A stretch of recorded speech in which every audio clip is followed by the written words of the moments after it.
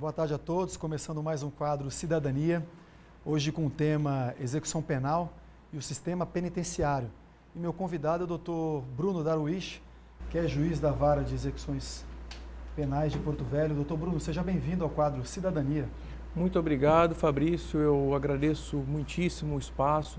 Gostaria de dignificar o seu compromisso com os cidadãos que são, na realidade, os verdadeiros titulares do poder político, levando a eles o conhecimento acerca do funcionamento das instituições, o que é pressuposto para o pleno exercício da cidadania. Então, Bruno, ontem nós tivemos um julgamento muito aguardado do ex-presidente Lula, do habeas corpus, que acabou sendo denegado pela Corte Superior do país, por 6-5. O que o senhor pode explicar o que aconteceu nesse julgamento e quais serão os próximos passos? As pessoas querem saber, o ex-presidente vai ser preso mesmo? Quando vai ser preso? O senhor tem como fazer um resumo, por favor, desse julgamento de ontem? Pois não. Primeiramente, é importante dizer que o que estava em jogo, em discussão, era um princípio de magnitude constitucional, um princípio que remonta a muitos anos e que está presente nas constituições de todos os países civilizados. Não estava ontem, especificamente, o que se julgou foi o habeas corpus impetrado por um paciente específico, no caso, o ex-presidente. Daí a relevância do julgamento, mas o pano de fundo era a discussão desse princípio, o alcance deste princípio, né, que é o princípio da presunção do estado de inocência. Então, o que aconteceu ontem é que o Supremo mudou o seu entendimento, ao menos para aquele caso específico, já que este julgamento não tem eficácia a todos os casos, e o Supremo entendeu que, a partir de agora, ou melhor dizendo, repetindo, né, para este caso, o que vai valer é a prisão, manteve, né, o entendimento de que é o entendimento, na realidade, que vigora, de que a prisão ela ocorre após o julgamento em segunda instância, que para que as pessoas possam entender, é o julgamento feito pelo tribunal. O julgamento, existem várias instâncias de julgamento. A primeira instância é o juiz singular, o juiz julga o processo, salvo em casos especiais como júri, e a segunda instância é o Tribunal de Justiça de cada estado.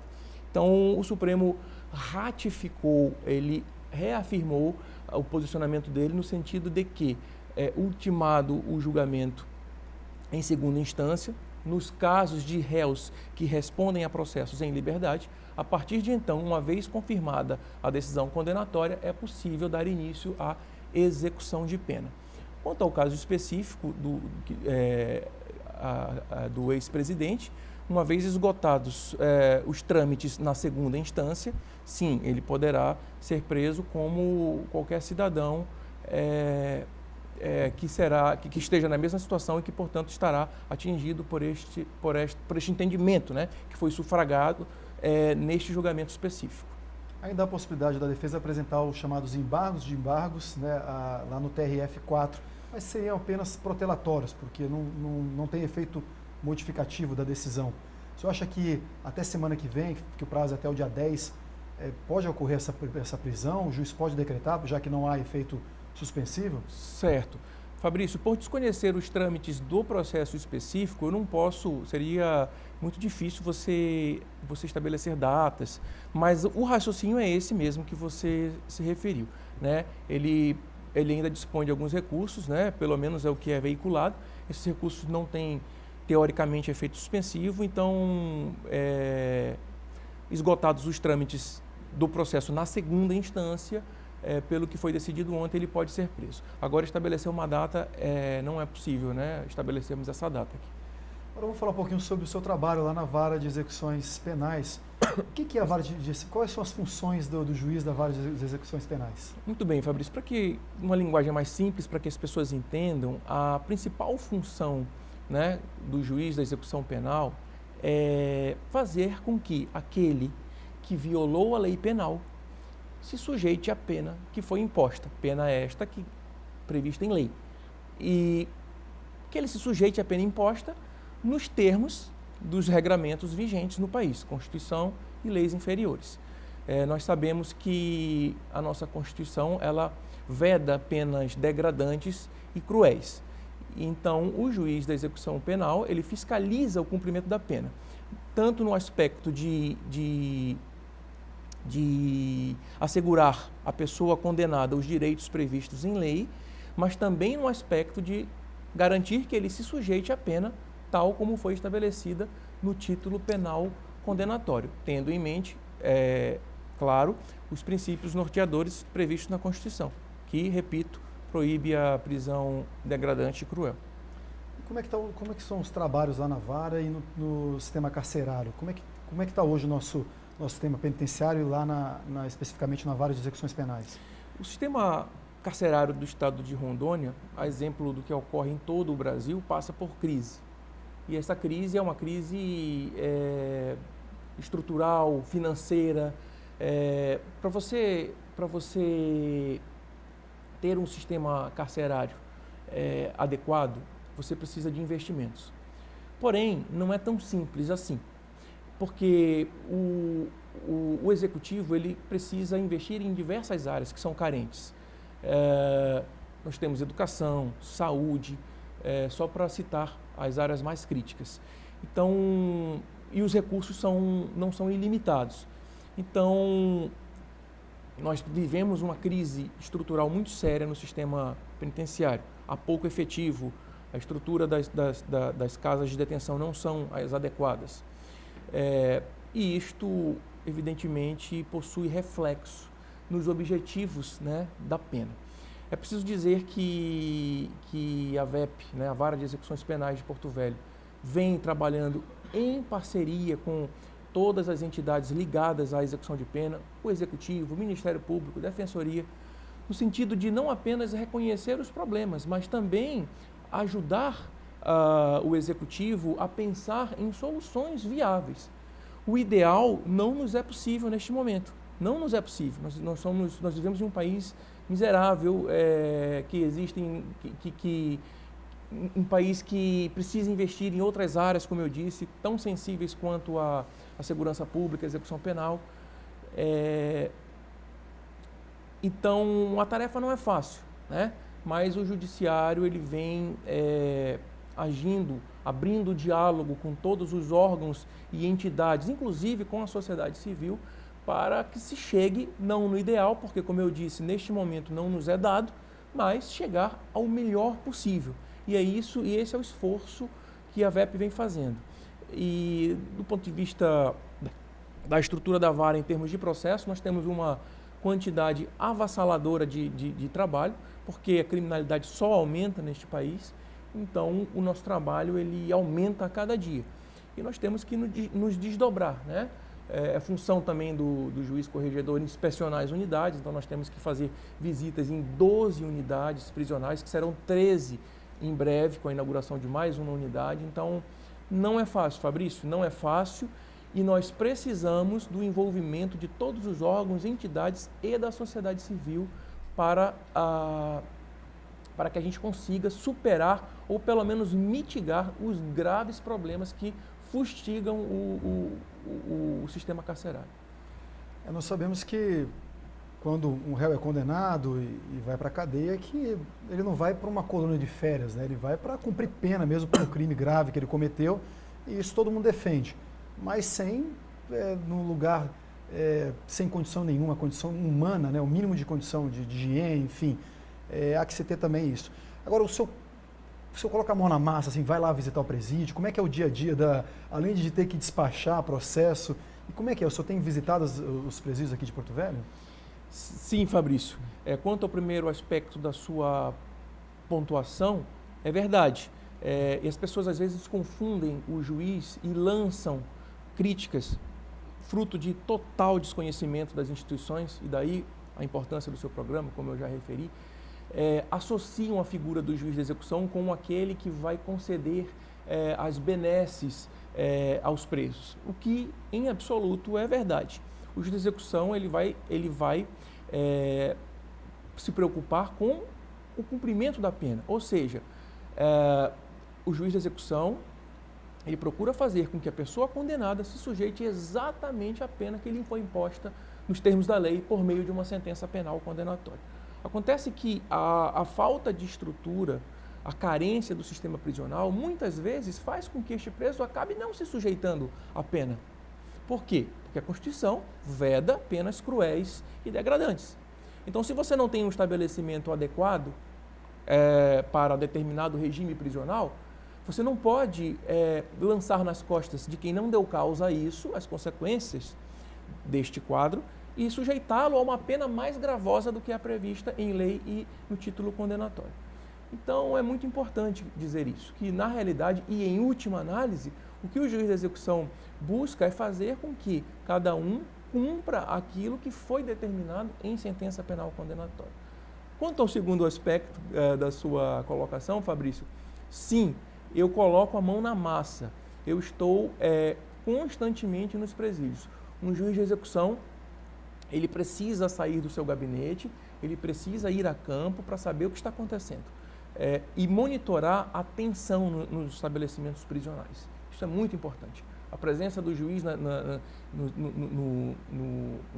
nos locais de detenção não é só para apontar equívocos, apontar os erros e detectar aquilo que está errado, mas também para averiguar a tensão e contribuir para a pacificação deste ambiente. Porque ninguém ganha com um ambiente prisional tenso. Ninguém ganha. Não ganham os trabalhadores que ali estão, muitas vezes arriscando suas vidas. Não ganha a população, porque violência dentro do presídio se converte em violência nas ruas. Então, a tarefa do juiz de execução é árdua e pressupõe a sua presença nos presídios. Com relação à superlotação, ontem no julgamento do HC do presidente Lula, vários ministros falaram sobre esse assunto, que existe uma superpopulação carcerária no Brasil de 710 mil detentos, é a terceira maior população carcerária do mundo. Como é que nós vamos resolver isso? Há a possibilidade de resolver isso? O que o senhor pensa sobre esse assunto? Bom, Fabrício, isso é um ponto muito delicado e muito importante de ser tratado. De fato, nós temos a terceira maior população carcerária do mundo, de acordo com dados oficiais. Então, o Brasil prende muito? Prende muitíssimo, prende muitíssimo. Isto quer dizer que todas as prisões são ilegais e que a solução seja abrir mão das prisões? Não, não. Quem infringe uma lei penal, isto é comum a todas as civilizações, vai sofrer uma punição. E a prisão é uma consequência inevitável da violação de uma lei penal. O que eu acho que precisa ser pensado, Fabrício, que talvez o só fato de prender não está conectado com o combate às causas da criminalidade. A prisão é um efeito da violação da lei penal, ok. Porém, é preciso discutir por que há tanta criminalidade no país, por que existem tantos crimes sendo cometidos. A população ela vive sob o signo dos horrores de cada esquina. Ela não aguenta mais as notícias de violência. Realmente, nós temos um aumento exponencial da violência, assim como nós temos um aumento exponencial do encarceramento. E o que é possível concluir? O aumento da criminalidade, do encarceramento, não está causando o decréscimo da criminalidade. Então é isso que tem que ser trazido à discussão. Sem abrir mão da prisão, que é a consequência de quem viola a lei penal, nós temos que discutir o que está acontecendo, o que precisamos fazer para reduzir a criminalidade, já que somente o encarceramento não está dando conta de resolver essa questão. Estou fazendo um gancho. Quanto é que custa hoje um presidiário para os cofres públicos? Bom, segundo os dados que eu obtive recentemente, um presidiário custa para os cofres públicos cerca de R$3.000 mês.